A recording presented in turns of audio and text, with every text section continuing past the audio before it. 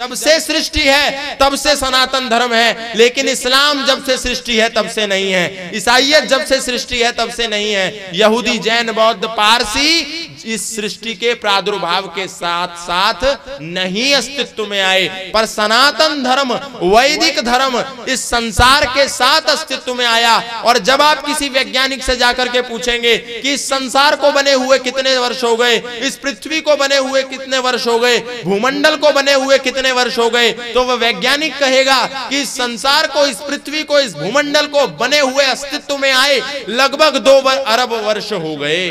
तो 1 अरब 96 करोड़ कितने वर्ष हो गए? लगभग 2 अरब वर्ष हो गए। इसका तात्पर्य यह है कि हमारा सनातन वैदिक धर्म ही मात्र एक धर्म है जिस पर हमको चलना है और औरों को चलाना है। इसीलिए हमारे गुरु ने, हमारे आचार्य ने, हमारे ऋषि ने, हमारे महामानव ने हमसे नहीं कहा कि किसी के कंधे पर तलवार रखो और उसे सनातनी बना दो, और यदि कोई भय से ना माने तो उसको 4 बोरी आटा और 2 बोरी चावल का लालच देकर के उसको सनातन धर्मी बना दो।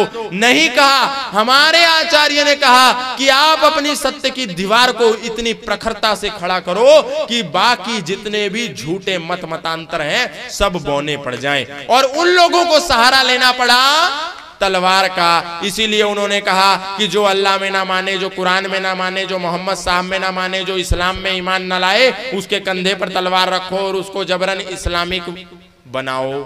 इसीलिए दूसरे संप्रदाय ने कहा कि कुछ भी करो, आटा बांटो, दाल बांटो, चावल बांटो, ब्रेन वॉश करो, मूर्ख बनाओ, पागल बनाओ और लोगों को ईसाई बनाओ। लेकिन दुनिया में इतिहास है और ये रिकॉर्ड है, किसी भी सनातन धर्मी ने किसी भी अन्य मत पंथ संप्रदाय वाले व्यक्ति को कभी ना तो जोर जबरदस्ती करी और ना ही कभी किसी को किसी प्रकार का लालच और लोभ दिया कि तुम सनातन धर्मी बनो। लोग आए और स्वयं सनातन धर्मी बन गए। जब ये भारत देश गुलाम था, ध्यान से सुनिएगा, आपको बहुत अच्छा लगेगा और आश्चर्य भी होगा कि ऐसी ऐसी घटनाएं हमारे इतिहास के पृष्ठों में छुपी पड़ी हैं और हमको पता नहीं है। हम इन घटनाओं से अनभिज्ञ हैं और हम इन घटनाओं के अनभिज्ञता के कारण ही मूर्खता कर बैठते हैं और अपना धर्म बदल लेते हैं। ध्यान से सुनिए, जब भारत देश गुलामी की जंजीरों में जकड़ा हुआ था, जब भारत माता गुलाम थी अंग्रेजों की, उस समय एक अमेरिकन मिशनरी भारत में आया जिसका नाम था Samuel Ivan stock. Samuel Ivan stock को एक मिशन बना करके, एक उद्देश्य बना करके, एक लक्ष्य बना करके, एक टारगेट दे करके भेजा गया कि जाओ सैमुअल इवान स्टॉक, 20 वर्ष का सैमुअल इवान स्टॉक को टारगेट दे करके भेजा गया, जाओ भारत के एक एक गरीब आदमी को लालच दो, भय दो, मूर्ख बनाओ, पागल बनाओ और उसको ईसाई संप्रदाय में दीक्षित कर लो। एक एक व्यक्ति को भारत के ईसाई संप्रदाय में दीक्षित करके जाओ भारत को ईसाई राष्ट्र में परिवर्तित कर दो। सैमुअल इवान स्टॉक भारत आया और जैसे ही भारत आया तो भारत के क्षेत्र में गर्मी बहुत पड़ रही थी। उस समय उसने सोचा कि कोई ठंडे इलाके में जाता हूं। वो ठंडे इलाके में जाने के लिए हिमाचल के पहाड़ों पर चला गया। और जैसे आजकल कोरोना महामारी फैली तो माँ, बहन, बेटी सब लोग दूर दूर होकर के रहने लगे। लोग अपने पारिवारिक जनों को छोड़ छोड़ करके भाग गए। जैसे लोगों ने अपने पारिवारिक जनों का दाह संस्कार भी दूर दूर से किया, उसी प्रकार हिमाचल में भी एक प्लेग की बीमारी फैल गई थी और सैमुअल इवान स्टॉक अपने धर्मांतरण के कुचक्र को लीड कर रहा था, उसका नेतृत्व कर रहा था, लोगों को मूर्ख बना रहा था, पागल बना रहा था, लालच दे रहा था। जो भी उसको करना पड़ रहा था, जो भी षड्यंत्र अपनाना पड़ रहा था, कर कई लोगों को ईसाई संप्रदाय में दीक्षित कर रहा था। और उसको करते करते उसने एक हिमाचल की लड़की से विवाह भी कर लिया।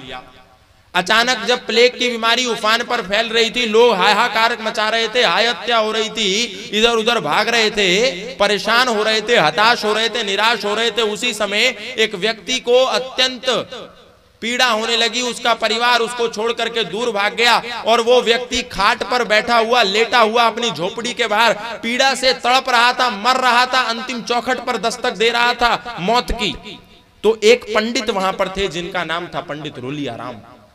पंडित रुलिया राम ने देखा कि ये बूढ़ा आदमी जिसके गले में गिल्टी हो रही है, गिल्टी का जानते होंगे, गिल्टी हो जाती है, जानवरों के भी हो जाती है, इंसानों के भी हो जाती है। उस गिल्टी से उसको मवाद हो रहा था और उस मवाद के कारण, उस गिल्टी के कारण वो बूढ़ा आदमी तड़प तड़प कर मर रहा था, उसको पीड़ा हो रही थी। पंडित रुलिया राम ने ये दृश्य देखा कि एक बेचारा इंसान, एक मानव, एक मनुष्य पीड़ा में तड़प रहा है, इसकी सेवा की जाए। और पंडित रुलिया राम ने उस समय भी अपना सहायतार्थ प्रचार कार्य शुरू कर रखा था, लोगों की सेवा कर रहे थे निष्काम भाव से। उसके पास भी पहुंचे। जिस समय इंसान इंसान को छूने से दूर भाग रहा था, उस समय पंडित रुलिया राम मानवता की सेवा को समर्पित थे। तो रुलिया राम ने देखा कि उसको गिल्टी हो रही है। रुलिया राम ने ऐसा कपड़ा लिया, कपड़ा ले जाकर के उसके गले पर रखा। गले पर रखने के बाद अपने मुंह से उस बूढ़े आदमी का वो मवाद खींच कर निकाल लिया और उसकी पीड़ा को दूर किया। यह दृश्य देख रहा था सैमुअल इवान स्टॉक दूर खड़ा होकर के। जैसे ही उसने इस दृश्य को देखा, उसके रोंगटे खड़े हो गए, उसका दिमाग चकरा गया, उसके पैरों के तले से जमीन खिसक गई कि आखिर ये कौन से सिद्धांत है। मैं जहां पर लोगों को आकर के मूर्ख बना रहा हूं, पागल बना रहा हूं, लोगों को ठग रहा हूं, वहां पर ये आदमी मानवता की सच्ची सेवा कर रहा है। और ये सेवा की कैसी पराकाष्ठा है, ये कौन से सिद्धांत है जो ये आदमी पढ़ करके इंसानियत की सेवा इतने चरम पर जाकर के कर रहा है। आश्चर्यचकित होकर के उसने रुलिया राम से पूछा कि पंडित जी, आखिर ये क्या सिद्धांत है जो आपको विवश कर रहे हैं सेवा की इतनी चरमोत्कर्ष पर चढ़ने का? क्या है ये? तो पंडित रुलिया राम ने कहा कि ये सनातन वैदिक धर्म के सिद्धांत हैं। सैमुअल इवान स्टॉक बोला, मैं ये सनातन धर्म के सिद्धांत जानना चाहता हूं, मुझे जनाइए। मैं जिज्ञासु हूं, मैं पढ़ना चाहता हूं। मैं जिस मानवता का दोहन कर रहा हूं, जिस मानवता का शत्रु बनकर के उनको ठग रहा हूं, ये मानवता नहीं है। मैं मानवता के रास्ते पे आना चाहता हूं, कृपया मेरा मार्गदर्शन कीजिए। पंडित रुलिया राम ने कहा, ठीक है, ये सत्यार्थ प्रकाश ले जाओ और इसका स्वाध्याय करो। सैमुअल इवान स्टॉक, एक अमेरिकी ईसाई मिशनरी ने सत्यार्थ प्रकाश का स्वाध्याय प्रारंभ किया।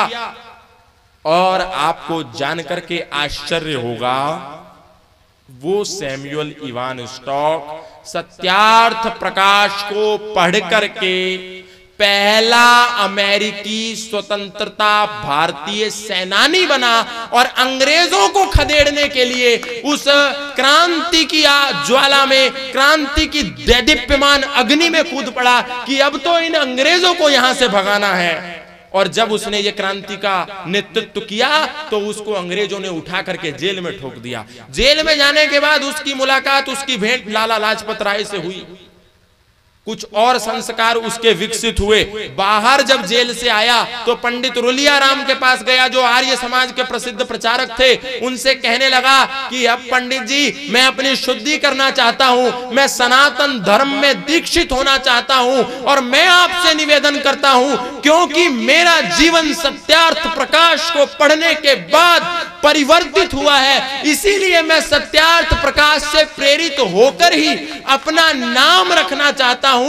आज से मुझे सैमुअल इवान स्टॉक की जगह सत्यानंद स्टॉक के नाम से दुनिया जानेगी। और उस आदमी ने सन्यास ले लिया और भारत में रह करके आजीवन सनातन धर्म की सेवा करता रहा। आप सोच करके देखिए, एक कट्टर ईसाई मिशनरी जिसका केवल एक मिशन था कि भारत में आकर के भारत के एक एक नागरिक को, एक एक नौजवान को, एक एक बेटी को, एक एक किसान को ईसाई बनाना है। उसका दिमाग ऐसे परिवर्तित हुआ कि वो सनातन की सेवा में करने निरत हो गया, सनातन की सेवा में कूद पड़ा। ये सत्यार्थ प्रकाश का शौर्य है, ये सत्यार्थ प्रकाश की अग्नि है, ये सत्यार्थ प्रकाश का प्रताप है। जब अब एक अमेरिका का मिशनरी आकर के सत्यार्थ प्रकाश से अपने जीवन को अभिभूत कर सकता है, तो हम तो भारत में जन्मे हैं, हम तो भारत में पैदा हुए हैं, क्या हम सत्यार्थ प्रकाश का स्वाध्याय करके सत्य पथ के गामी नहीं हो सकते? हम क्या सत्य पथ पर आगे नहीं बढ़ सकते? बढ़ सकते हैं, बस इच्छा इच्छा शक्ति होने की आवश्यकता है।